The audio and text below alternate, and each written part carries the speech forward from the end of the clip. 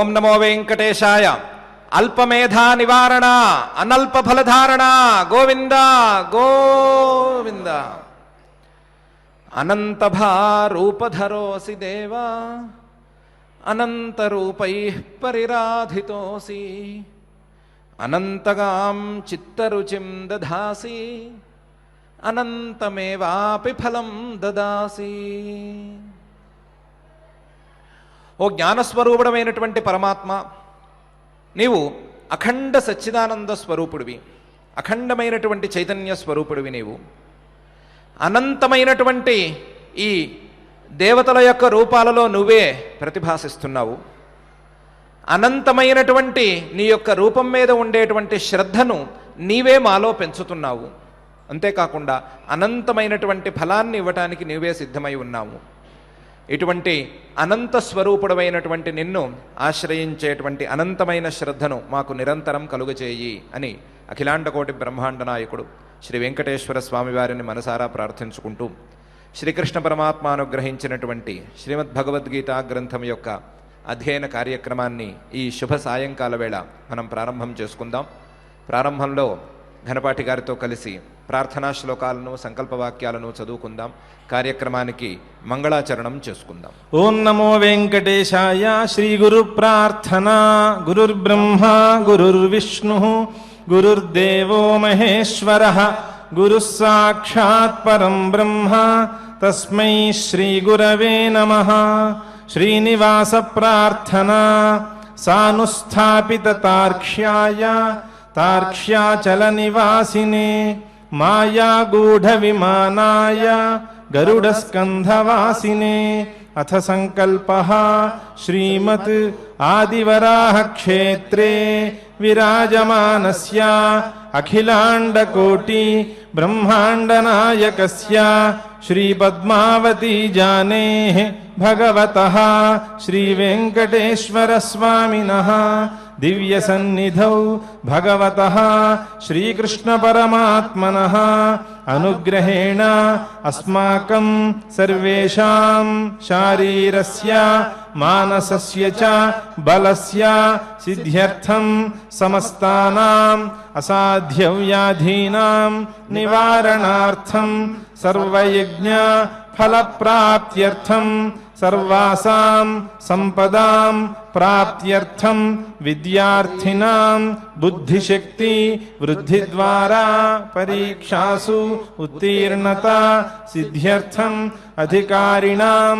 స్వస్వవిధి నిర్వహణ కౌశల సిద్ధ్యర్థం సమస్త పాపక్షయార్థం శ్రీ పరమేశ్వర ప్రీత్యర్థం యథాశక్తి శ్రీమద్ భగవద్గీతాయాః సప్తమాధ్యాయాంతర్గత శ్లోకపారాయణం కరిష్యామహే. శ్రీగీతా ప్రార్థనా.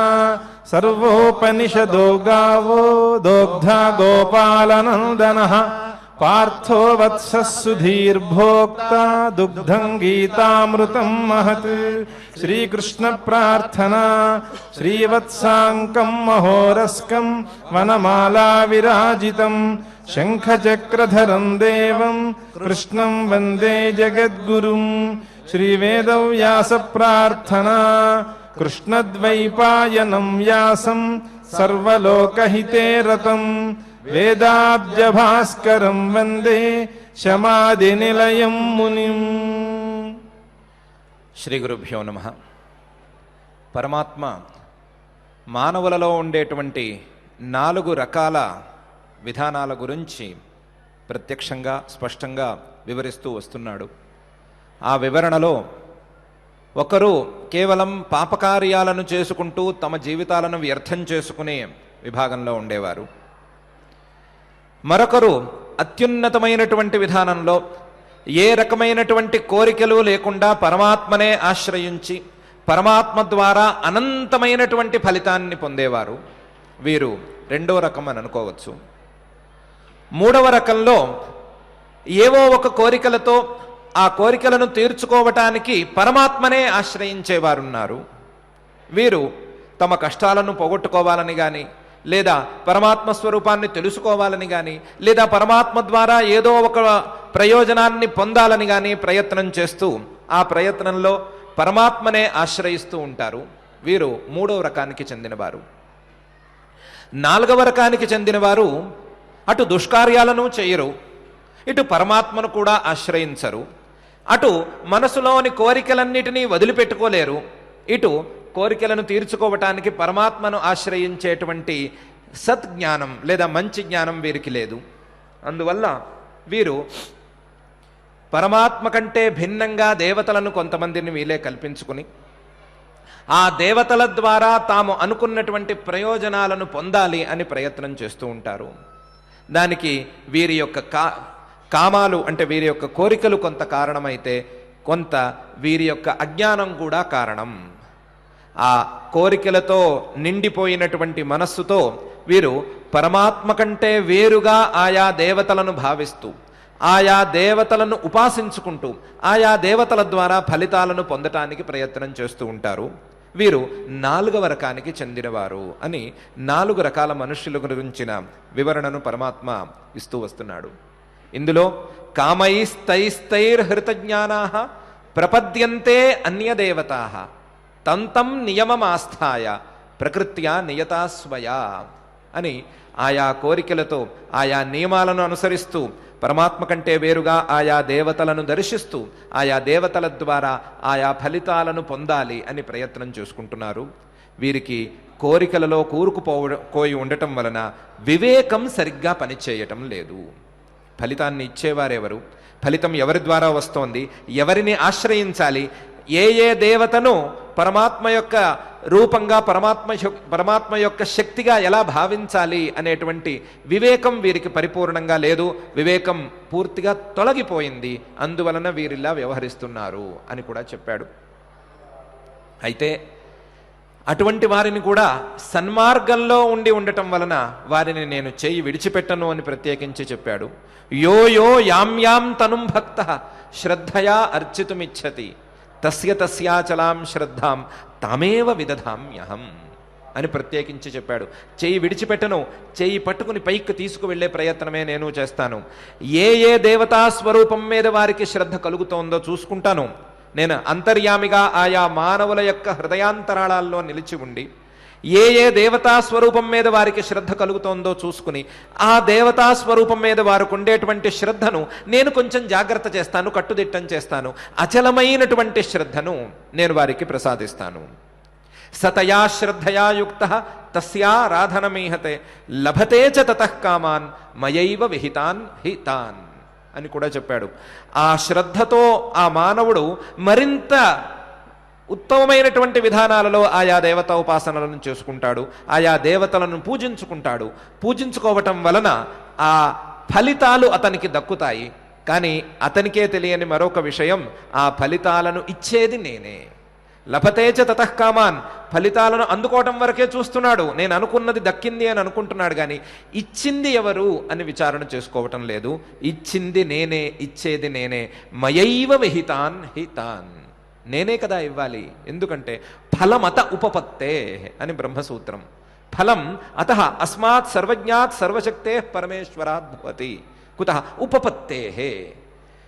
ఈ మానవ లోకంలో, మనుష్య లోకంలో కావచ్చు, లేదా ఏ లోకాల్లోనైనా కావచ్చు, ఏ ప్రాణి చేసుకున్న ఏ కర్మకైనా సరే, ఏ సందర్భంలో చేసుకుంది, ఏ విధంగా చేసుకుంది, ఏ స్థాయిలో చేసుకుంది అని సరిగ్గా లెక్కగట్టి ఈ రకమైనటువంటి కర్మలకు ఏ సమయంలో ఏ విధంగా ఫలితం ఇవ్వాలి అని తెలియటం అనేది సామాన్యులకు సాధ్యమయ్యే పనే కాదు. సామాన్యులకు అది సాధ్యమయ్యే పనే కాదు. కేవలం సర్వజ్ఞుడైనటువంటి పరమాత్మకు మాత్రమే అది సాధ్యం. సర్వజ్ఞుడైనటువంటి పరమాత్మ తప్ప మరొక వ్యక్తి, మరొక వ్యవస్థ దీన్ని చేయటం అనేది అసంభవం అని బాదరాయణ మహర్షి గారు చాలా స్పష్టంగా చెప్పారు. అనేక ఉపనిషత్తులలో ఈ విషయం గురించిన ప్రస్తావన కూడా ఉంది. రాతేర్దాతు పరాయణం అని. ఆయా కర్మలను చేసుకుని, ఆయా దానాది సత్కర్మలను చేసుకునే వారికి ఫలితాన్ని ఇచ్చేవాడు ఈయనే. ఫలితాన్ని కూడా ఈయన ద్వారానే పొందుతారు అని చాలా ఉపనిషత్తుల్లో కూడా వాక్యాలున్నాయి. వాటన్నిటినీ కూడా దృష్టిలో ఉంచుకుని పరమాత్మ ప్రత్యేకించి ఇలా చెప్పాడు, మయైవ విహితాన్ హితాన్ అని. మయైవ విహితాన్ హితాన్, ఎందుకంటే నేను తప్ప మరొకరు ఇలాంటి ఫలితాలను ఇచ్చే సామర్థ్యం కలవారు లేరు. ఫలితాన్ని ఇవ్వటం అనేది సులభం కాదు. ఫలితాన్ని ఇవ్వటానికి ఎవరైతే వారు ప్రారంభం చేసుకుంటారో, ఫలితాన్ని ఇద్దామని అనుకుంటారో, వారికి గనక సరి అయిన జ్ఞానం లేకపోతే, వారు గనక సరిగ్గా ఆలోచించలేకపోతే ఇచ్చేవారు మోసపోతారు. ఇచ్చేవారే మోసపోతారు. ఏ కర్మకు ఏ రకమైనటువంటి ఫలితాన్ని ఇవ్వాలి అనేటువంటి వివేకం సరిగ్గా లేకపోయినట్లయితే ఇచ్చేవారు మోసపోతారే తప్ప ఏమీ లాభం ఉండదు. ఇచ్చేవారు మోసపోయే స్థితిలో ఉంటే గనక మన కర్మ సిద్ధాంతం నిలవదు. ఇచ్చేవాడు మోసపోకూడదు. ఆ వ్యక్తి, ఆ సాధకుడు, ఆ పూజకుడు, ఆ ఉపాసకుడు ఎవరైనా కావచ్చు, ఏ స్థితిలో చేశాడు, ఏ రకమైనటువంటి మానసిక స్థితిలో ఉన్నాడు, ఏకాగ్రత ఏ స్థాయిలో ఉంది, సందర్భశుద్ధి ఎలా ఉంది, ఇవన్నీ లెక్కగట్టుకుని ఫలితాన్ని ఇవ్వాలే తప్ప ఇష్టం వచ్చినట్టు ఫలితాన్ని ఇస్తే పాపం అమాయక జమీందారు గారి పరిస్థితే ఈయన కూడా వస్తుంది. ఎవరికైనా కావచ్చు, ఇలాగే వస్తుంది. ఒక జమీందారు గారు ఇంట్లో సత్కార్యాలు జరపాలి అని నిర్ణయించుకుని ఆ సత్కార్యం ఏం చేయాలి అంటే భాగవత శ్రవణం చేయిద్దాము ఇంట్లోను అనుకున్నారు. భాగవతం చెప్పిస్తున్నారు. భాగవతం చెప్పేవాళ్ళు చక్కగా చెప్తే చాలా ఆనందకరంగా ఉంటుంది. భక్తి పారవశ్యంతో మునిగిపోతారు శ్రోతలు కూడాను. భాగవతం శ్రవణం చేయిస్తున్నారు, చెప్పిస్తున్నారు. కొంతమంది శ్రోతలు వచ్చి శ్రద్ధగా వింటున్నారు. అందులో ఒక శ్రోతగారు ఒక భక్తిరస సందర్భంలో కన్నీళ్లు కార్చాడు. కన్నీళ్లు కార్చంగానే జమీందారు గారికి హృదయం అంతా ద్రవించిపోయింది. ఇంత మంచి పని మనం చేస్తున్నాము, మనమే ఈ భాగవత సప్తాహాన్ని ఇక్కడ ఏర్పాటు చేశాము, కానీ వింటుంటే మనకంత భక్తి కలగలేదు. కానీ సాధారణ శ్రోతకి చక్కగా ఆ భక్తి కలిగింది. భక్తిలో మునిగిపోయి ఉన్నాడు. భక్తిలో మునిగిపోయి కన్నీళ్లు కూడా కారుస్తున్నాడు. ఇటువంటి భక్తాగ్రేసరుడికి మనం ఏం చేయగలం, ఏమిచ్చి ఇతనిని మనం పూజించుకోగలం అని ఆలోచించాడు. ఆలోచించి అది ఇది ఇవ్వటం ఎందుకు, చక్కగా పంచభక్ష్య పరమాన్నాలతో భోజనం పెడదాం అని ఆలోచించుకున్నాడు. పంచభక్ష్య పరమాన్నాలు అని అనటమే తప్ప అంటే ఏంటో పెద్దగా ఎవరికి పరిచయం లేదు. పంచభక్ష్య పరమాన్నాలు అంటే 5 భక్ష్యాలు 1 పరమాన్నం. 5 భక్ష్యాల్లో 3 హాట్లు ఉండొచ్చు, 2 స్వీట్లు ఉండొచ్చు. పరమాన్నం అనేది 1 స్వీట్ ఉండనే ఉంది. 3 స్వీట్లు 3 హాట్లతో భోజనం పెట్టడం అని, పంచభక్ష్య పరమాన్నాలతో భోజనం పెట్టించాలి అని నిర్ణయించాడు. నిర్ణయించిన వాడు పాపం ఊరుకోక కొంచెం అమాయకుడు, ఇలా ఎవరైనా సరే భక్తితో కన్నీరు కార్చినట్లయితే వారికి నేను పంచభక్ష్య పరమాన్నాలతో భోజనం పెడతాను అని అనేశాడు. పాపం మొదటి రోజున నిజంగా కన్నీరు కార్చినటువంటి భక్తుడికి భోజనం వెళ్ళింది. కాకపోతే ఈ ప్రకటనని ఊళ్ళో ఉండే ఆకతాయి పిల్లలు కూడా వినేశారు. వినేసి అరే పంచభక్ష్య పరమాన్నాలతో భోజనం పెడతారట్రా, మనం కూడా వెళ్ళి తినేద్దామని అనుకున్నారు పిల్లలందరూ. కాకపోతే నియమం ఏంటి, భక్తితో కన్నీరు కార్చాలి, ఆనంద బాష్పాలు కార్చాలి. కాకపోతే పాపం వీళ్ళు ఎలాంటి వాళ్ళు, వీళ్ళ హృదయాలన్నీ రాళ్ళు కట్టిపోయినాయి, బండబారిపోయి ఉన్నాయి. భక్తి కాదు కదా, ఏ కారణంతో కూడా కన్నీరు వచ్చే పరిస్థితి వీళ్ళకి లేదు. చాచిపెట్టి కొట్టినా కన్నీళ్లు కార్చే బ్యాచ్ కాదు ఇది. ఇటువంటి వారు మరి కన్నీరు కార్చటం ఎట్లా అని ఆలోచించారు. మనం దీనికి ఏదో ఒక దారి చూసుకోవాలరా, పంచభక్ష్య పరమాన్నాలు మాత్రం మిస్ అయిపోకూడదు, వెళ్లాల్సిందే అనుకున్నారు. అందులో ఒకడు తెలివైన వాడు మొదటి రోజు అందరూ రాకండి నేను చూసొస్తాను అని వెళ్ళాడు. వెళ్ళి ఆలోచించాడు ఏం చెయ్యాలి, కన్నీరుకు ఏం చెయ్యాలి అని ఆలోచించి మెల్లగా వంటింట్లోకి చేరాడు. వంటవాడిని మెల్లగా దువ్వి నాకు 2 మిరియం గింజలు ఇవ్వరా అబ్బాయి అని అడిగాడు. వంటవాడు ఎందుకు అనుకున్నాడో ఏమనుకున్నాడో మిరియం గింజలు ఇచ్చేశాడు. వీడు ఒక చోటకు వెళ్ళి రహస్యమైన ప్రదేశానికి వెళ్ళి ఆ మిరియం నూరేసి, మిరియం కాస్త అరగదీసి ఆ మిరియం కాస్త కంట్లో పూసుకున్నాడు. కంట్లో పూసుకుంటే ఏమవుతుందో చెప్పక్కర్లేదు, మిరియపు గింజని అరగదీసి కంట్లో పూసుకుంటే చెప్పక్కర్లేదు. కళ్ళు ఎర్రపడిపోయినాయి, నీరు కారిపోతోంది. ఆ పరిస్థితిలో వెళ్ళి అక్కడ శ్రవణంలో కూర్చున్నాడు. నిన్నటి సామాన్య భక్తుడు పాపం మామూలు కన్నీరు మాత్రమే కార్చాడు. వీడి కళ్ళు ఎర్రబడిపోయినాయి, కళ్ళలోంచి ధారాపాతంగా నీళ్లు కారిపోతున్నాయి. ఈయన్ని చూడంగానే ఆ పాపం జమీందారు గారికి హృదయం మరింత ద్రవించిపోయింది. నిన్నటి కంటే పెద్ద భక్తుడు తగిలాడు అని అయినా నిన్నటి వాడికి కళ్ళు ఎర్రబడలేదు, కేవలం నీళ్లు మాత్రమే వచ్చినాయి, వీడేంటి కళ్ళు కూడా ఎర్రబరుచుకున్నాడు అని దగ్గరికి వెళ్ళి, ఏమిరా అబ్బాయి ఏమైంది, బాధ లేకపోతే భక్త్యా లేదా ఆనందమా అని అడిగాడు. అడిగితే వాడన్నాడు, ఇవి ఆనంద బాష్పాలు కానీ లేదా కన్నీరు కానీ మరొకటి కాదండి, బాధతో వచ్చినవి కావు, ఆనంద బాష్పాలు కూడా కావు, ఇవి భక్తి బాష్పాలండి, ఇవి హ్యాపీ టీయర్స్ కావు, ఇవి డివోషనల్ టీయర్స్ అండి. ఈ ఇలాంటి భక్తి బాష్పాలు మాలాంటి భక్తులకి తప్ప ఎవరికి రావండి అని చెప్పాడు. జమీందారు గారు పాపం పంచభక్ష్య పరమాన్నాలు కాస్త దశభక్ష్య పరమాన్నాలు చేసేసాడు ఆ రోజు. తను తినేశాడు. తినేసి మిగతా వాళ్ళందరికీ కూడా ఉప్పందించాడు. భక్తి బాష్పాలు కార్చటం ఎట్లా అని అందరికీ ట్రైనింగ్ ఇచ్చాడు. ఆకతాయి పిల్లలందరూ వచ్చేశారు జమీందారు గారి దేవిడిలోకి.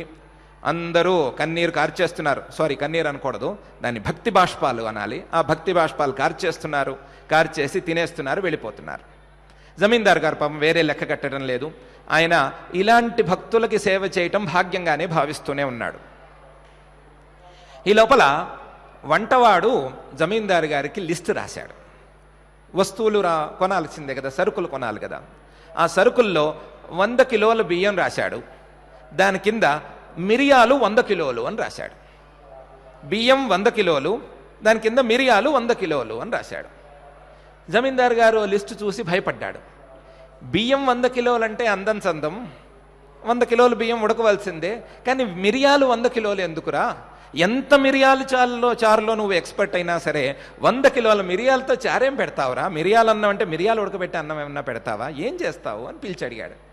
అడిగితే వాడన్నాడు, స్వామి ఇందులో నా మిరియాల చారు కావాల్సింది కిలో మాత్రమే, మీ భక్తి బాష్పాలకి మాత్రం 99 కిలోల మిరియాలు అవసరం, అందువలన మీ భక్తులకి భక్తి బాష్పాలు రావటం కోసం 99 కిలోల మిరియాలు, నా చారు లేదా మిగతా అవసరాల కోసం కిలో మిరియాలు చాలు అన్నాడు.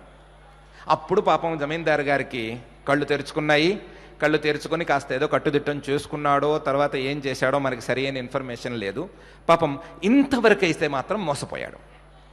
ఎందుకు మోసపోవలసి వచ్చింది అంటే, జమీందారు గారిలో మానసికంగా ఏ రకమైన లోపము లేదు. ఏ కర్మకు ఏ రకమైనటువంటి క్రియకు ఏ ఫలితం ఇవ్వాలి అనే విషయంలో ఆయనకి క్లారిటీ లేదు. క్లారిటీ ఎందుకు లేదంటే, క్లారిటీ ఉండే జాతి కాదు మానవ జాతి అనేది. ఏ కర్మకు ఏ సేవకు ఎంత ఫలితాన్ని ఇవ్వాలి అనే విషయం మీద ఎవరికీ సరి అయిన అవగాహన లేనే లేదు. ఏ కర్మకు ఏ పరిస్థితిలో చేసినటువంటి వాటికి ఏ రకమైన శ్రద్ధతో ఏ రకమైన ఏకాగ్రతో చేస్తే ఎంత ఫలితాన్ని ఇవ్వాలి అని చెప్పాలి అంటే, ఆ తెలుసుకునేవాడు లేదా ఆ ఫలితాలను ఇచ్చేవాడు సర్వజ్ఞుడై ఉండాలే తప్ప సర్వజ్ఞుడు కాక సామాన్యుడైతే మాత్రం మోసపోవటం తథ్యం. మనకు మోసపోయే ఫలదాత అక్కర్లేదు. మోసపోయే ఫలదాత కానే కాడు. మోసానికి అవకాశం లేని, ఆస్కారం లేని సర్వజ్ఞుడైన సర్వశక్తిమంతుడైనటువంటి పరమాత్మను మనం ఫలప్రదాతగా నమ్ముతున్నాం. కాబట్టి పరమాత్మ ఆ విషయంలో మయైవ విహితాన్ హితాన్, నేను తప్ప మరొకరు ఫలితాన్ని ఇవ్వటానికి అర్హులు కానే కారు అని స్పష్టంగానే చెప్తున్నాడు. నేనే ఫలితాలను ఇస్తున్నాను. అయితే నేనే ఫలితాలను ఇస్తున్నాను అనే సంగతి వారికి తెలియటం లేదు. ఎందుకు వారికి తెలియటం లేదు? కామైస్తైస్తైర్హృతజ్ఞానాః, వారి యొక్క విజ్ఞానం వివేక శక్తి మొత్తం క్షీణించిపోయింది. వివేక శక్తి కోరికలతో పూర్తిగా మసిపారిపోయింది. మసిపారిపోవటం వలన ఈ మనం ఆరాధన ఎవరికి చేస్తున్నాము, మనం చేసుకున్నటువంటి ఈ ఆరాధనలకు ఫలితాన్ని ఎవరు ఇవ్వాలి లేదా ఎవరు ఇవ్వగలరు, ఎవరి ద్వారా మనకు ఫలితం దక్కుతోంది అనే విషయంలో వారికి సరి అయిన అవగాహన లేకుండా ఉంది. లేకుండా ఉండటం వలన వారు పై పనులను ఇలా చేస్తున్నారు అని 4వ రకం వారి గురించిన విశ్లేషణను పరమాత్మ తనదైన శైలిలో చేశాడు. అయితే వీరు చేస్తున్న తప్పేంటి, వీరు పోతున్న నష్టం ఏమిటి? నువ్వే జాగ్రత్తగా వారి మనస్సులలో కొలువై ఉండి వారి యొక్క శ్రద్ధను పెంచుతూ ఉన్నావు. నువ్వే జాగ్రత్తగా వారు చేసుకున్నటువంటి ఆరాధనలకు ఫలితాలను ఇస్తున్నావు. నువ్వే శ్రద్ధను పెంచుతున్నావు, నువ్వే ఫలితాన్ని ఇస్తున్నావు. వీరు నష్టపోవటం లేదు కదా. వీరు పోతున్న నష్టం ఏమిటి? వీరి గురించి తక్కువగా ఎందుకు మాట్లాడుతున్నావు? వీరు కాక పరమాత్మను ఆశ్రయించినటువంటి ఆర్తః, జిజ్ఞాసు, అర్థార్థి అనే 3 రకాల వాళ్ళని ఉదారా సర్వ ఏవైతే అని పొగుడుతున్నావు కదా, ఎందుకు పొగుడుతున్నావు అలాగా అనంటే దానికి పరమాత్మ పై శ్లోకంలో ఇలా సమాధానం చెప్తున్నాడు. అంతవత్తు ఫలం తేషాం తద్భవత్యల్పమేధసాం దేవాన్ దేవయజో యాంతి మద్భక్త యాంతి మామపి అని. వారికి నేను ఫలం ఇస్తున్నమాట వాస్తవం, నేనే ఫలితాలను ఇస్తున్నాను, కానీ వారి యొక్క ఫలం అంతవత్ ఫలం. తేషాం ఆ ఉపాసనను చేసుకుని పరమాత్మ కంటే భిన్నమైనటువంటి దేవతలు ఉన్నారు అని అనుకునే భావనతో, పరమాత్మ కంటే దేవతలను వేరుగా భావిస్తూ, పరమాత్మ యొక్క రూపాంతరాలుగా భావించకుండా ఆయా దేవతల యొక్క ఆరాధనను చేసుకునేటువంటి సామాన్య మానవులకు ఫలం ఇస్తున్నాను నేను. ఆ ఫలం అంతవత్ ఫలం. ఆ ఫలానికి ఒక సీమ ఉంటుంది, ఆ ఫలానికి ఒక వినాశం ఉంటుంది. కొంతమేరకే ఆ ఫలితం పనిచేస్తుంది, కానీ వారికి అనంతమైనటువంటి ఫలితం దక్కటం లేదు. అంతవత్తు ఫలం తేషాం. అదేంటి, నువ్వు కదా ఇచ్చేది, అనంత స్వరూపుడివి నువ్వు ఇచ్చే ఫలం అంతవత్తు ఎందుకైంది అంటే, నేను ఇచ్చాను అని కాదు, వారు చేసుకున్నటువంటి కర్మలు అలా ఉన్నాయి. ఆ కర్మల వెలకాల వారికి ఉన్నటువంటి విజ్ఞానం అంతే ఉంది. వారి యొక్క విజ్ఞానం సీమితంగా ఉంది, వారి యొక్క కోరికలు సీమితంగా ఉన్నాయి, వారి యొక్క ఆరాధనలు, వారి యొక్క శ్రద్ధ ఇవన్నీ కూడా సీమితంగా ఉన్నాయి. సీమితంగా ఉండటం వలన వారి యొక్క ఫలితం కూడా పరిమితంగానే ఉంటుంది. తద్భవత్యల్పమేధసాం. వారి యొక్క మేధ, వారి యొక్క ప్రజ్ఞ, వారి యొక్క వివేక శక్తి, వారి యొక్క ఆలోచన దక్షత ఇవన్నీ చాలా పరిమితంగా ఉన్నాయి. పరిమితంగా ఉండటం వలన వారి యొక్క ఫలితం కూడా చాలా పరిమితంగా ఉంటుంది. అంతవత్తు ఫలం తేషాం తద్భవత్యల్పమేధసాం. ఏమిటి వారి యొక్క ఫలితం? దేవతోపాసనలను చేసుకుంటే, పరమాత్మ కంటే వేరుగా దేవతలను భావించి ఆ దేవతల యొక్క ఆరాధనను కానీ, దేవతల యొక్క పూజాదులను కానీ, దేవతల యొక్క ఉపాసనలను కానీ చేసుకుంటే ఏమి ఫలితం దక్కుతుంది అంటే, దేవాన్ దేవయజో యాంతి. ఏ దేవతను వారు ఆ దేవత అనుగ్రహం సంపాదించుకోవాలి అని ప్రయత్నంతో ఆ దేవతను పూజించడానికి ప్రయత్నం చేస్తారో, ఆ దేవతను ఉపాసిస్తూ ఉంటారో, ఆ దేవతను వారు పొందుతారు. ఆ దేవత యొక్క అనుగ్రహాన్నైనా పొందుతారు, లేదా ఆ దేవత యొక్క లోకాన్నైనా పొందుతారు, లేదా ఆ దేవత యొక్క స్వరూపాన్నైనా పొందుతారు. దేవాన్ దేవయజో యాంతి. కానీ మద్భక్త యాంతి మామపి. అదే నన్ను సకల దేవతా స్వరూపంగా భావించేవారు, లేదా ఏ కోరికను తీర్చుకోవటానికైనా సరే పరమాత్మనే ఆశ్రయించాలి అనే భావన ఉన్నవారు, నా యొక్క భక్తులు, పరమాత్మ స్వరూపమందే ప్రీతి కలిగినటువంటి వారు, మద్భక్తాః యాంతి మామపి, నన్ను కూడా పొందుతారు. వారు తలుచుకున్నటువంటి కోరికలను కూడా పొందుతారు, అదే సమయంలో నన్ను కూడా పొందుతారు అనేది వీరికి విశేషం. మద్భక్తాః, నేను చెప్పినటువంటి ఉదారా సర్వ ఏవైతే ఆర్తః జిజ్ఞాసు అర్థార్థి అని 3 రకాల వాళ్ళు ఉన్నారు కదా, ఆ 3 రకాల భక్తులు, మద్భక్తులు క్రమంగా వారి యొక్క మనస్సును శుద్ధం చేసుకుని నన్ను కూడా పొందుతారు. వారు అనుకున్నటువంటి ప్రయోజనం వారికి సిద్ధించి తీరుతుంది, దాంతోపాటు నన్ను పొందేటువంటి అవకాశం కూడా వారికి ఉంటుంది. అదే సామాన్య మానవులు, పరమాత్మ కంటే వేరుగా దేవతలను భావించేటువంటి మానవులు ఉన్నారు, వారి యొక్క ఫలితం పరిమితంగా ఉంటుంది. వారి యొక్క ఫలితం పరమాత్మను చేరేదాకా రావటం లేదు. దేవాన్ దేవయజో యాంతి మద్భక్తా యాంతి మామపి అని పరమాత్మ ఈ శ్లోకంలో ప్రత్యేకించి చెప్తున్నాడు. ఏ కోరికతోనైనా సరే పరమాత్మనే ఆశ్రయిద్దాము అని అనుకునేవారు, ఏ కోరికనైనా సరే పరమాత్మ తీర్చగలడు అనే నమ్మకంతో పరమాత్మ మీద శ్రద్ధను పెంచుకున్నవారు, క్రమంగా ఆ పరమాత్మ యొక్క అనుగ్రహంతోనే పరమాత్మ మీదే శ్రద్ధ పెరగగా, శ్రద్ధను పెంచుకుని క్రమంగా వారి యొక్క కోరికలన్నిటినీ వదుల్చుకుని వారి యొక్క వైరాగ్య శక్తిని లేదా వివేక శక్తిని పెంచుకుంటూ క్రమక్రమంగా పరమాత్మను పొందేందుకు అవకాశమైతే ఉంది. పరమాత్మను పొందే అవకాశం వారికి పరిపూర్ణంగా ఉంటుంది, ఎప్పటికైనా ఉంటుంది. కానీ పరమాత్మ కంటే వేరుగా దేవతలను కట్ చేసుకున్న వాళ్ళకి, దేవతలకు పరమాత్మకు సంబంధం లేదనుకునే వారికి పరమాత్మ యొక్క అనుగ్రహం ఉన్నా సరే, పరమాత్మ యొక్క అనుగ్రహం ద్వారానే వారు ఆ దేవతల మీద శ్రద్ధను పెంచుకుంటున్నా సరే, పరమాత్మ యొక్క అనుగ్రహం ద్వారానే వారు ఆయా ఫలితాలను అందుకుంటున్నా సరే, వారు చేసుకున్నటువంటి దోషం వలన, వారే ఆ దేవతలకు పరమాత్మకు భేదాన్ని కల్పించి ఉండటం వలన వారు పరమాత్మను ఈ ద్వారా పొందలేకపోతున్నారు.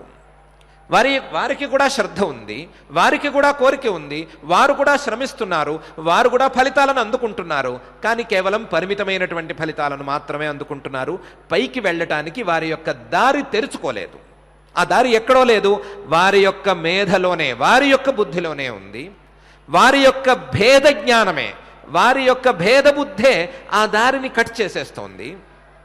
వారు ఎప్పుడైతే వారి దారిని తెరుచుకుని పరమాత్మ యొక్క రూపాంతరాలన్నే ఈ దేవతలు అనే భావనను పెంచుకుని ఏ కోరికకైనా సరే, కోరికలను కోరటం అనేది మానవుల యొక్క సహజ స్వభావం అయిపోయింది కాబట్టి, ఇన్ని జన్మల సంస్కారాలతో అది బలపడిపోయింది కాబట్టి, ఇన్ని జన్మల సంస్కారాలతో కూడిన ఈ కోరికలను ఒక క్షణంలో విడిచిపెట్టుకోవటం అనేది దాదాపు అసంభవం కాబట్టి, ఆ కోరికలను తీర్చుకోవటానికి వేరే ఎవరో అక్కర్లేదు, కేవలం పరమాత్మే మనకు కావాలి.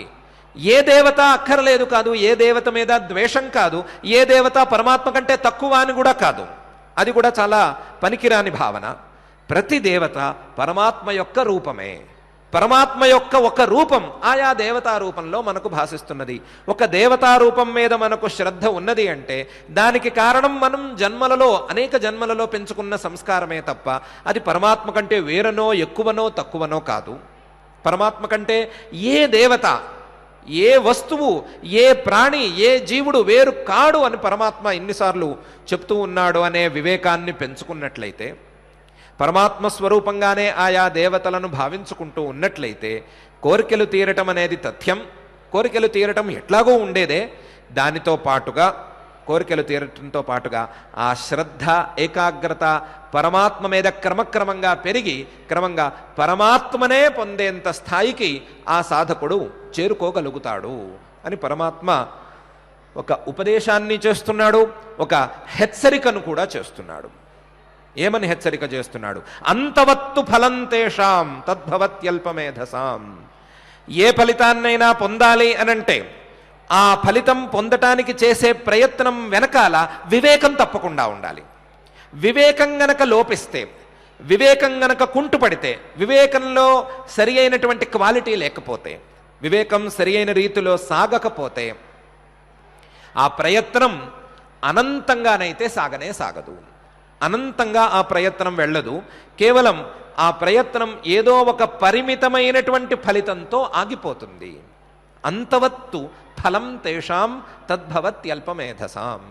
అల్పమేధసాం వివేక శక్తిని సరిగ్గా వాడుకోలేక, పరమాత్మ యొక్క రూపాంతరాలుగా దేవతలను కానీ వస్తువులను కానీ తెలుసుకోలేక వారి ప్రయత్నాలను గనక ప్రారంభించుకున్నట్లయితే వారి ఫలితం అంతవత్తుగా ఉంటుంది. ఆ ఫలితానికి ఒక సీమ లేదా ఒక పరిమితి తప్పకుండా ఉంటుంది. ఫలితం ఒక చోట ఆగిపోతుంది, ఒక కాలంలో ఆగిపోతుంది, అనంతంగా ఆ ఫలితం ఉండదు. అంతవత్తు ఫలం తేషాం తద్భవత్యల్పమేధసాం. ఇది పరమాత్మ చేస్తున్నటువంటి హెచ్చరిక. అంతవత్ పరిమితమైనటువంటి బుద్ధితో ఆలోచించి పరిమితమైనటువంటి ప్రయత్నం చేసుకునే వారికి పరిమితమైన ఫలితమే దక్కుతుంది. ఇది ఏ స్థాయిలోనైనా సరే సరి అయినటువంటి విషయం.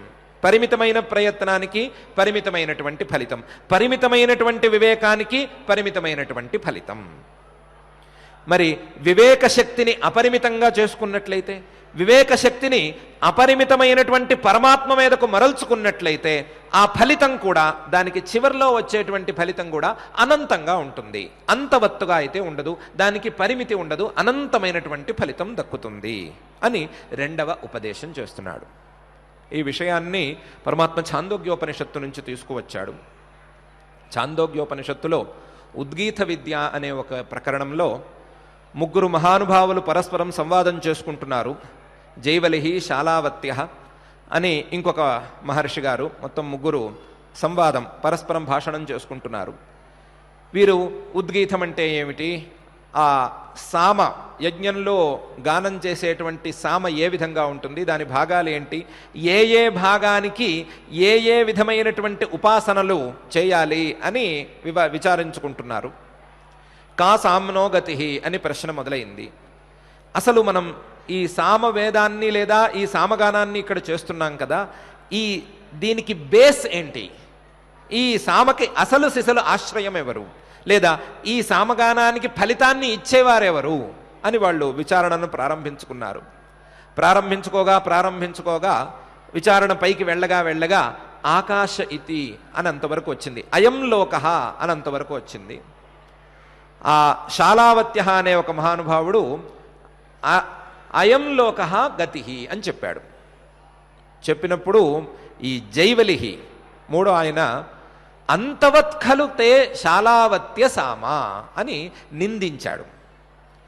ఇలా గనక నువ్వు అయం లోక గతి అన్నట్లయితే ఈ నువ్వు చెప్పినటువంటి సామ కానీ దాని యొక్క ఉపాసన కానీ దాని యొక్క ప్రయోగం కానీ కేవలం పరిమితమైన ఫలితాలను ఇచ్చేదిగా తయారవుతుంది. నేను అడుగుతున్నది ఈ చిన్న సామ, ఈ చిన్న క్రియ, ఈ చిన్న విధానం మనకు అనంతమైన ఫలితాన్ని ఎలా ఇస్తుంది అని నేను అడుగుతున్నాను. అనంతమైన ఫలితాన్ని ఇచ్చే విధానం తెలిస్తే చెప్పు, తెలియకపోతే ఊరుకో, అంతే తప్ప నువ్వు పరిమితమైన ఫలితాలను గురించి మాట్లాడద్దు, మన విచారణకి అది ఫలితం కాదు అని చెప్పాడు ఆయన. అయితే నువ్వే చెప్పు అన్నాడు.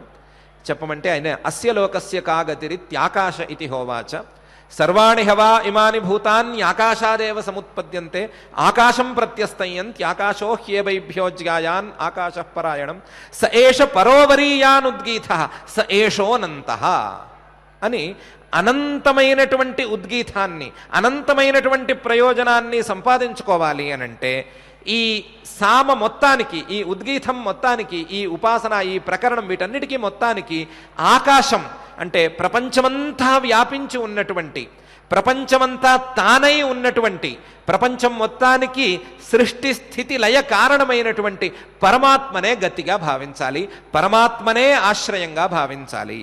సర్వాణి హవా ఇమాని భూతాని ఆకాశాదేవ సముత్పద్యంతే ఆకాశం ప్రత్యస్తయంతి. ప్రతి వస్తువు ఆ పరమాత్మ నుండే పుడుతోంది, ప్రతి వస్తువు ఆ పరమాత్మలోనే లీనమైపోతోంది. ఆకాశో హ్యేవైభ్యోజ్గాయాన్, అందరికంటే పెద్దవాడు లేదా అందరినీ వ్యాపించి ఉన్నవాడు ఎవడు అంటే ఆ పరమాత్మ.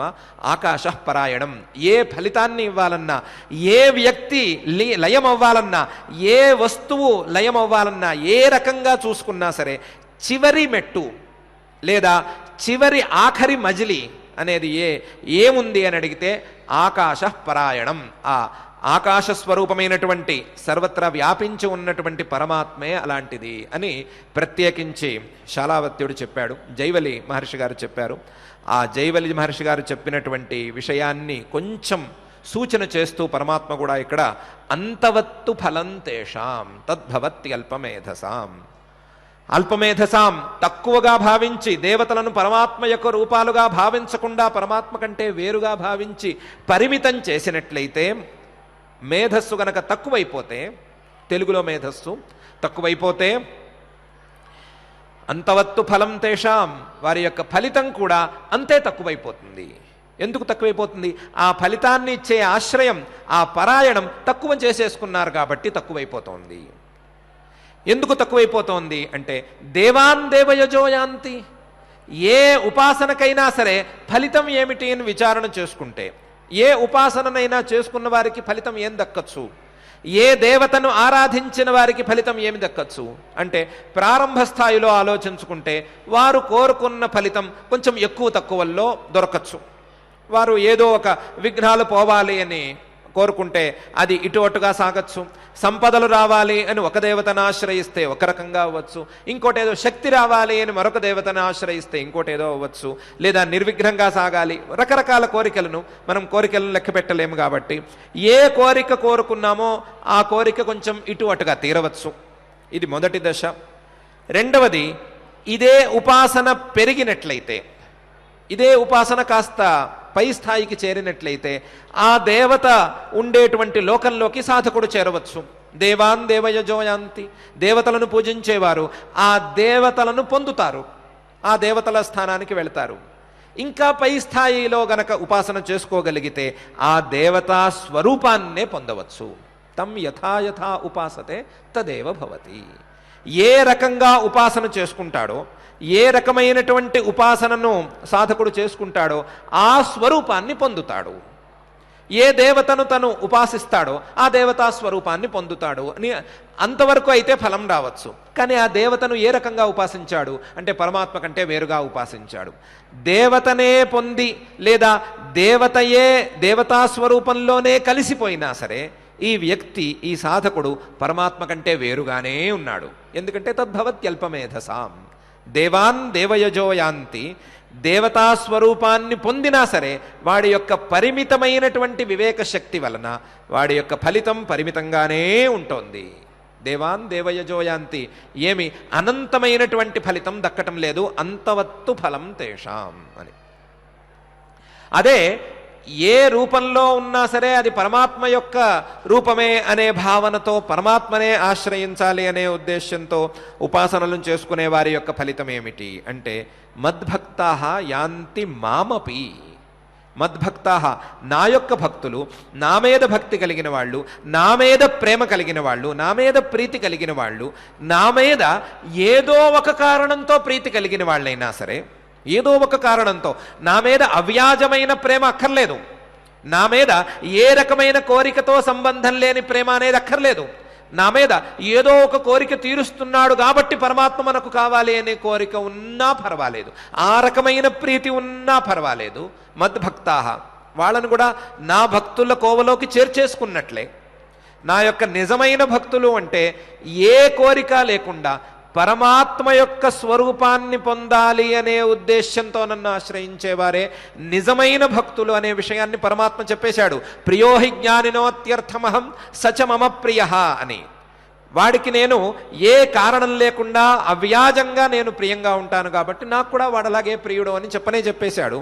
అలా కాకుండా అలాంటి నిరుపాధిక ప్రేమ లేకపోయినా సరే, అలాంటి అకారణమైనటువంటి ప్రీతి పరమాత్మల మీద లేకపోయినా సరే, ఏదో ఒక ప్రయోజనాన్ని సాధించుకోవటానికి పరమాత్మ మీద ప్రీతి ఉంచుకున్నా సరే వారు నా భక్తులే, సందేహమేం లేదు. మద్భక్తాః, ఆ మద్భక్తాః నా యొక్క భక్తులు ఏమేం పొందుతారు? యాంతి, వారు కూడా ఫలితాలను పొంది తీరుతారు.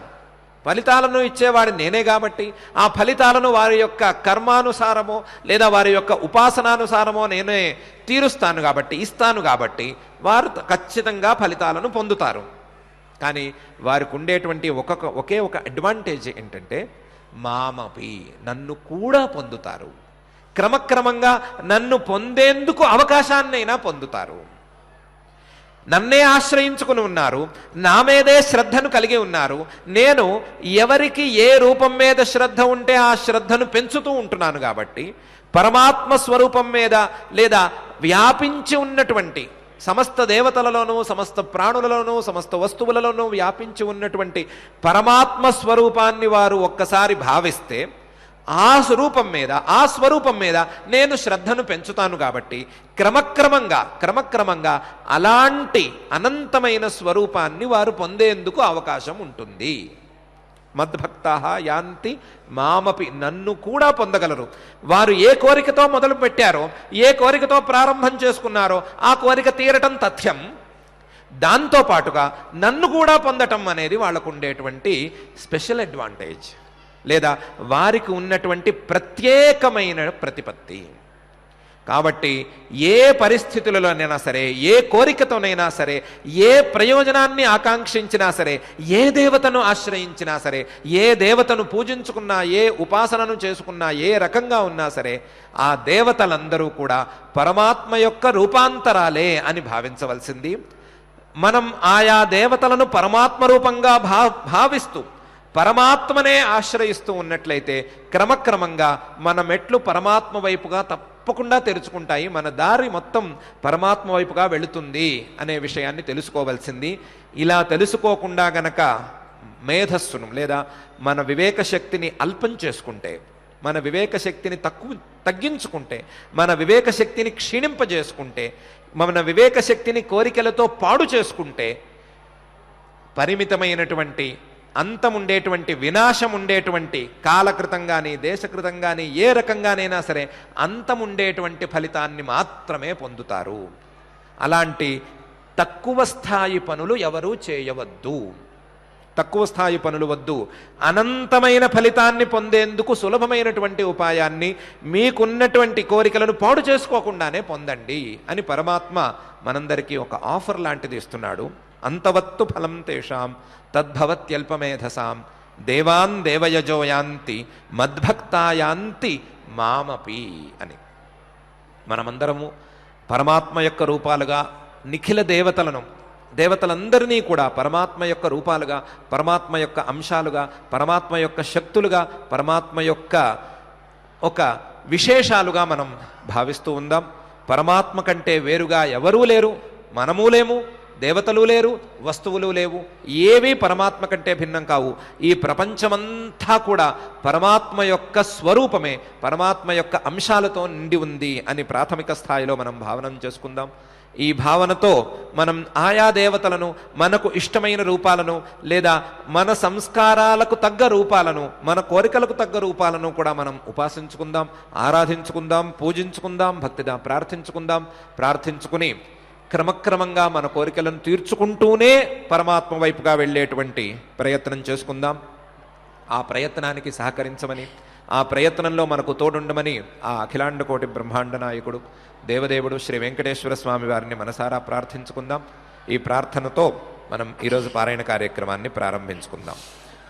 అథ శ్రీమద్భగవద్గీతాసు ఉపనిషత్సు బ్రహ్మ విద్యాయాం యోగశాస్త్రే శ్రీకృష్ణార్జున సంవాదే జ్ఞాన విజ్ఞాన యోగో నామ సప్తమోऽధ్యాయః. శ్రీభగవానువాచ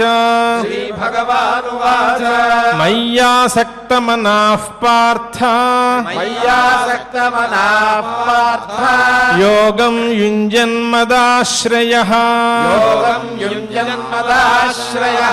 అసంశయం సమగ్రం మాం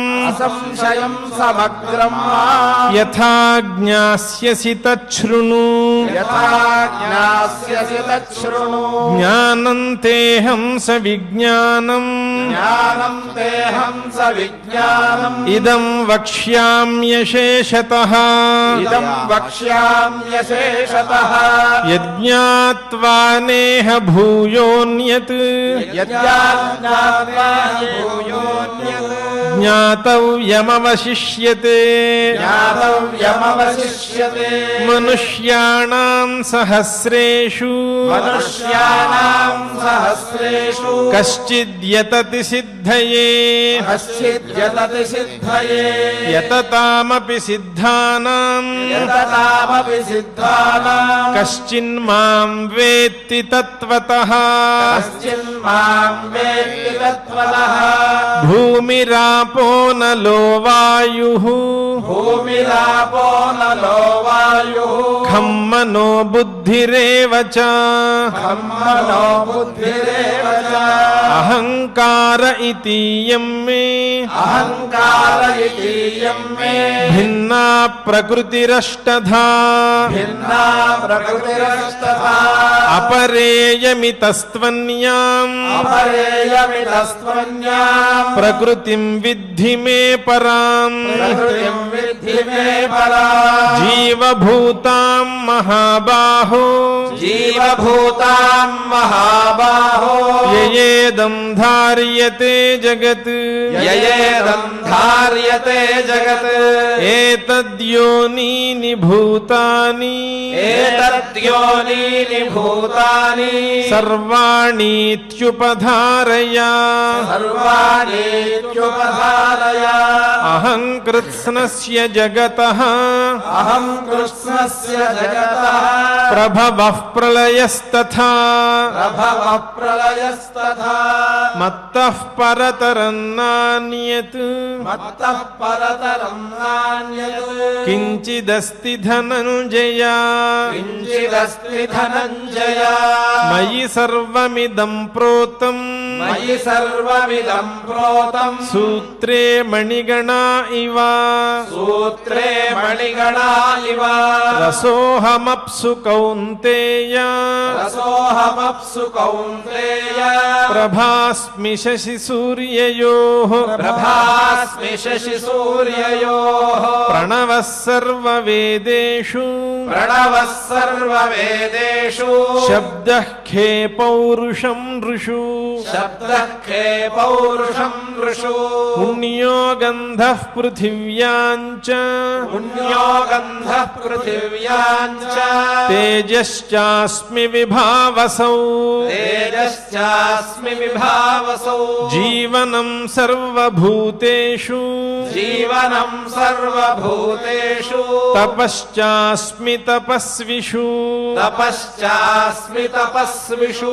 బీజం మాం సర్వభూతానాం బీజం మాం సర్వభూతానాం విద్ధి పార్థ సనాతనం విద్ధి పార్థ సనాతనం బుద్ధిర్బుద్ధిమతామస్మి బుద్ధిర్బుద్ధిమతామస్మి తేజస్తేజస్వినామహం తేజస్తేజస్వినామహం బలం బలవతాంచాహం బలం బలవతాంచాహం కామరాగ వివర్జితం కామరాగ వివర్జితం ధర్మా విరుద్ధో భూతేషు ధర్మా విరుద్ధో భూతేషు కామోస్మి భరతర్షభా కామోస్మి భరతర్షభా ఏ చైవ సాత్వికా భావాః ఏ చైవ సాత్వికా భావాః రాజసాస్తామసాశ్చ యే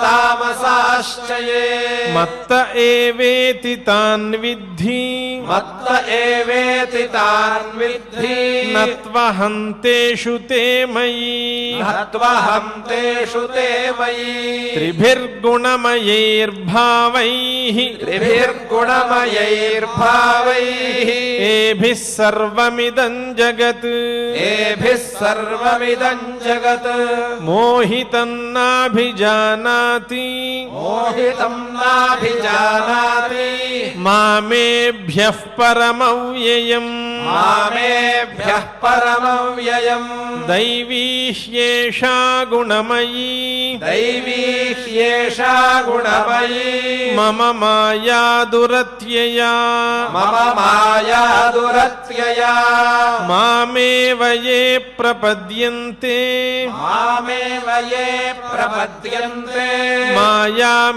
మాయామేతాంతరంతి తే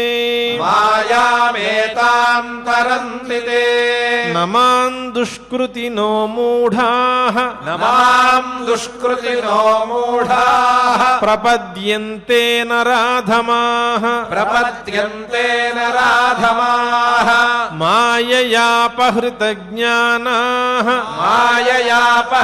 మాయయాపహృతజ్ఞానాః ఆసురం భావమాశ్రితాః ఆసురం భావమాశ్రితాః చతుర్విధా భజంతే మాం చతుర్విధా భజంతే మాం జనాః సుకృతినోర్జున జనాః సుకృతినోऽర్జున ఆర్తో జిజ్ఞాసురర్థార్థీ ఆర్తో జిజ్ఞాసురర్థార్థీ జ్ఞానీ చ భరతర్షభా జ్ఞానీ చ భరతర్షభా తేషాం జ్ఞానీ నిత్యయుక్తః తేషాం జ్ఞానీ నిత్యయుక్తః ఏకభక్తిర్విశిష్యతే ఏకభక్తిర్విశిష్యతే ప్రియో హి జ్ఞానినోత్యర్థం ప్రియో హి జ్ఞానినోత్యర్థం అహం స చ మమ ప్రియః అహం స చ మమ ప్రియః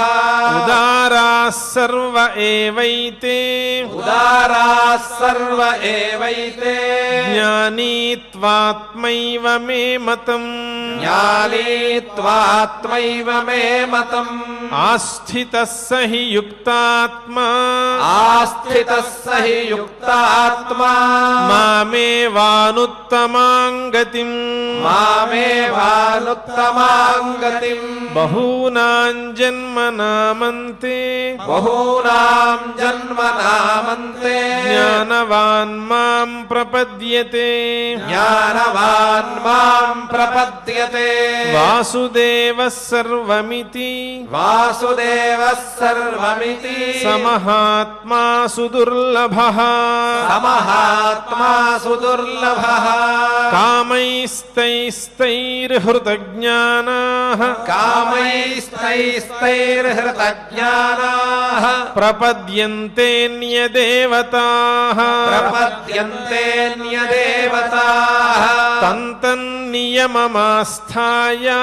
తంతన్నియమమాస్థాయ ప్రకృత్యా నియతా స్వయా ప్రకృత్యా నియతా స్వయా యో యో యాన్యాంతనుం భక్తః యో యో యాం యాం తనుం భక్తః శ్రద్ధయార్చితుమిచ్చతి శ్రద్ధయార్చితుమిచ్చతి తస్య తస్యాచలాం శ్రద్ధాం తస్య తస్యాచలాం శ్రద్ధాం తామేవ విదధామ్యహం తామేవ విదధామ్యహం సతయా శ్రద్ధయా యుక్తః సతయా శ్రద్ధయా యుక్తః తస్యారాధనమీహతే తస్యారాధనమీహతే లభతే చ తతః కామాన్ లభతే చ తతః కామాన్ మయైవ విహితాన్ హితాన్ మయైవ విహితాన్ హితాన్ అంతవత్తు ఫలం తేషాం అంతవత్తు ఫలం తేషాం తద్భవత్యల్పమేధసాం తద్భవత్యల్పమేధసాం దేవాన్ దేవయజో యాంతి దేవాన్ దేవయజో యాంతి మద్భక్తా యాంతి మామపి మద్భక్తా యాంతి మామపి అవ్యక్తం వ్యక్తిమాపన్నం అవ్యక్తం వ్యక్తిమాపన్నం మన్యంతే మామబుద్ధయః మన్యంతే మామబుద్ధయః పరం భావమజానంతః భావమజానంతః మమావ్యయమనుత్తమం మమావ్యయమనుత్తమం నాహం ప్రకాశः సర్వస్య నాహం ప్రకాశः సర్వస్య యోగమాయా సమావృతః యోగమాయా సమావృతః మూఢో యన్నాభిజానాతి మూఢో యన్నాభిజానాతి లోకో మామజమవ్యయం లోకో మామజమవ్యయం వేదాహం సమతీతాని వేదాహం సమతీతాని వర్తమానాని చార్జున వర్తమానాని చార్జున భవిష్యాణి చ భూతాని భవిష్యాణి చ భూతాని మాంతు వేదన కశ్చన మాం తు వేదన కశ్చన ఇచ్ఛాద్వేష సముత్థేన ఇచ్ఛాద్వేష సముత్థేన ద్వంద్వమోహేన భారత ద్వంద్వమోహేన భారత సర్వభూతాని సమ్మోహం సర్వభూతాని సమ్మోహం సర్గే యాంతి పరంతప సర్గే యాంతి పరంతప యేషాం త్వంతగతం పాపం యేషాం త్వంతగతం పాపం జనానాం పుణ్యకర్మణాం జనానాం పుణ్యకర్మణాం తే ద్వంద్వమోహ నిర్ముక్తాః తే ద్వంద్వమోహ నిర్ముక్తాః భజంతే మాం దృఢవ్రతాః భజంతే మాం దృఢవ్రతాః జరామరణమోక్షాయ జరామరణమోక్షాయ మామాశ్రిత్య యతంతి యే మామాశ్రిత్య యతంతి యే తే బ్రహ్మ తద్విదుః కృత్స్నం ते ब्रह्म तद्विदुः कृत्स्नम् अध्यात्मं कर्म चाखिलम् अध्यात्मं कर्म चाखिलम् साधिभूताधिदैवं माम् साधिभूताधिदैवं माम् साधियज्ञं च ये विदुः साधियज्ञं च ये विदुः प्रयाणकालेऽपि च माम् प्रयाणकालेऽपि च माम् ते विदुर्युक्तचेतसः ते विदुर्युक्तचेतसः इति श्रीमद्भगवद्गीतासु इति श्रीमद्भगवद्गीतासु उपनिषत्सु ब्रह्मविद्यायां योगशास्त्रे श्रीकृष्णार्जुनसंवादे ज्ञानविज्ञानयोगो नाम सप्तमोऽध्यायः।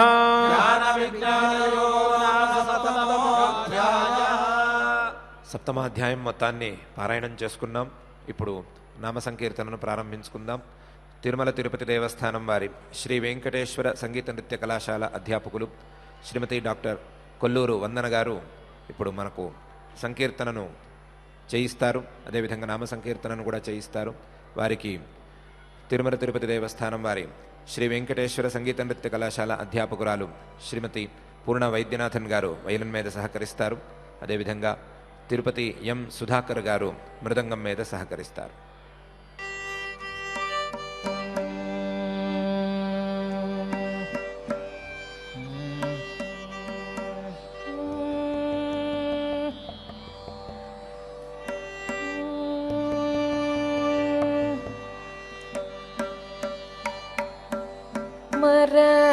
మరకతమణిమయ చేల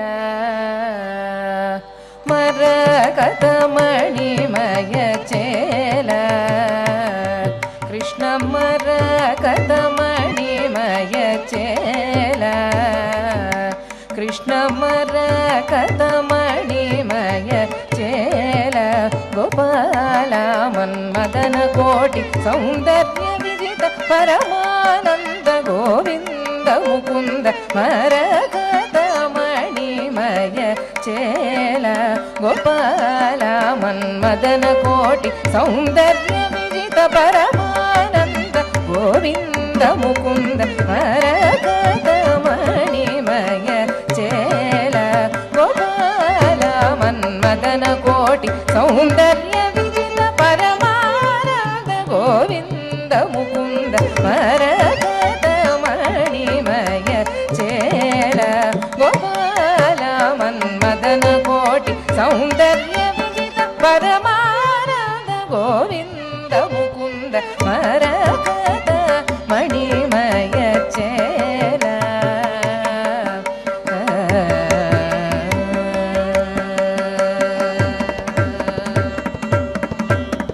ధర కరతల మురళీ నవనీత ధర కరతల మురళీ నవనీత ధర కరతల మురళీ నవనీత వదన కమల ఆనంద హసన తర ధర కరతల మురళీ నవనీత వదన కమల ఆనంద హసన తర నయన కమల ఆనంద జ్వలిత మమ హృదయ కమల నిరంతర జగన్నాథ నయన కమల ఆనంద జ్వలిత మమ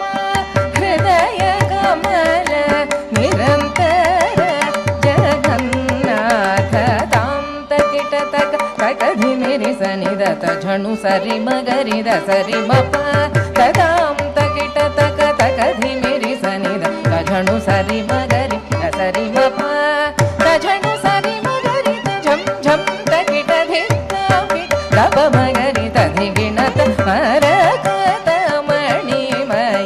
చేల గోపాల మన్మదన కోటి సౌందర్య విజిత పరమానంద గోవింద ముకుంద మరకతమణిమయ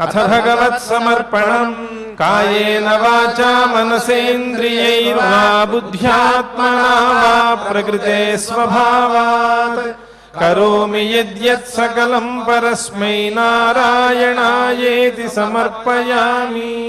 అథ లోకక్షేమ ప్రార్థనా సర్వే భవంతు సుఖినః సర్వే సంతు నిరామయాః సర్వే భద్రాణి పశ్యంతు మా కశ్చిద్ దుఃఖభాగ్ భవేత్. అథ మంగళం శ్రియః కాంతాయ కళ్యాణ నిధయే నిధయేర్థినాం శ్రీవేంకట నివాసాయ శ్రీనివాసాయ మంగళం.